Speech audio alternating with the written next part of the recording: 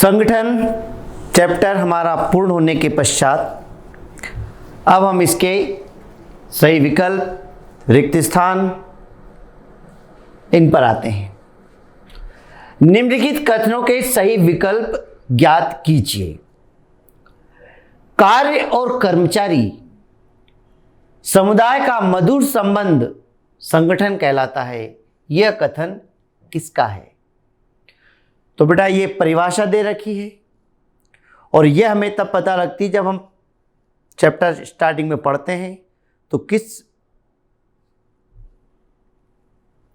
लेखक द्वारा क्या परिभाषा दी गई है वो हमें पता लगता है। तो ये जो परिभाषा दे रखी है मिलवर्ड के अनुसार कार्य और कर्मचारी समुदाय का मधुर संबंध संगठन कहलाता है। संगठन को किस प्रकार का होना चाहिए? स्थिर, लोचपूर्ण, दोनों ही या दोनों ही नहीं? तो संगठन की विशेषता है बेटा कि यह होना चाहिए लोचपूर्ण, फ्लेक्सिबिलिटी होना चाहिए कि आवश्यकता और परिस्थिति के अनुसार हम इसे कम ज्यादा कर सकें। तो इसका उत्तर होगा लोचपूर्ण। स्वस्थ संगठन अपने कर्मचारियों के लिए व्यवस्था करता है। एक अच्छा संगठन अपने कर्मचारियों के लिए क्या व्यवस्था करता है? संगठन की, लाभ की, प्रशिक्षण की या उपयुक्त सभी? तो इसका सही उत्तर होगा बेटा प्रशिक्षण।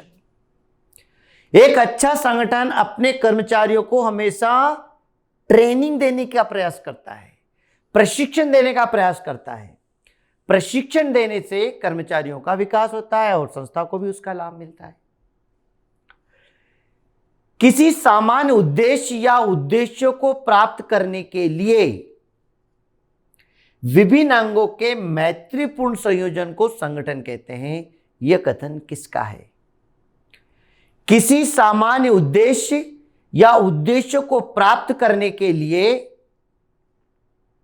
विभिन्न अंगों के महत्वपूर्ण संयोजन को संगठन कहते हैं। यह परिभाषा एल.एच. हेने के अनुसार दी गई है।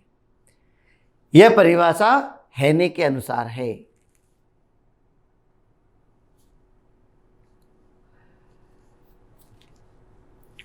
संगठन प्रबंध की संरचना है क्योंकि वह अधिक सार्थक कार्य संपादन के लिए कुल उत्तरदायित्व को उचित भागों में विभक्त या अवतरित करता है। संगठन प्रबंध की संरचना है क्योंकि वह अधिक सार्थक कार्य संपादन के लिए कुल उत्तरदायित्व को उचित भागों में विभक्त या अवतरित करता है। ये जो परिभाषा है बेटा वो है ब्रेच की। ब्रेच के अनुसार परिभाषा दी गई है। संगठन प्रशासन द्वारा निर्धारित उद्देश्यों की प्राप्ति हेतु एक मशीन है। यह कथन किसका है? संगठन प्रशासक द्वारा निर्धारित उद्देश्यों की प्राप्ति हेतु एक मशीन है। यह जो परिभाषा है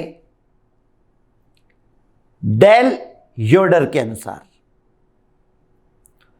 संगठन द्वारा उपक्रम के कार्यों एवं मानवीय साधनों में प्रभावपूर्ण समन्वय स्थापित किया जाता है। यह कथन किसका है? संगठन के द्वारा उपक्रम के कार्यों एवं मानवीय साधनों में प्रभावपूर्ण समन्वय स्थापित किया जाता है। यह कथन हॉज एवं जॉनसन का है।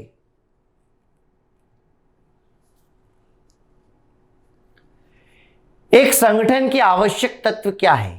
उद्देश्य का स्पष्ट उल्लेख, अधिकार उत्तरदायित्व का स्पष्ट उल्लेख, उचित नियंत्रण विस्तार, उपयुक्त सभी। तो एक संगठन के अंतर्गत बेटा ये सभी चीजें आती है। उद्देश्य स्पष्ट होना चाहिए, अधिकार उत्तरदायित्व स्पष्ट होना चाहिए, उचित नियंत्रण होना चाहिए और उपयुक्त सभी होना चाहिए। निम्न में से कौन सा अंतरण का तत्व नहीं है? अधिकार अंतरण का जो है भारार्पण का तत्व नहीं है। उत्तरदायित्व ये तो है, अधिकार, अधिकार भी सौंपा जाता है। अनौपचारिक संगठन और औपचारिक संगठन, तो औपचारिक संगठन के अंतर्गत भी सब दायित्व एक दूसरे को सौंपे जाते हैं। अतः इसका उत्तर होगा अनौपचारिक संगठन, यह अंतरण के अंतर्गत शामिल नहीं होता है। अधिकार अंतरण को प्रभावी बनाने के लिए आवश्यक है कि उत्तरदायित्व भी साथ हो।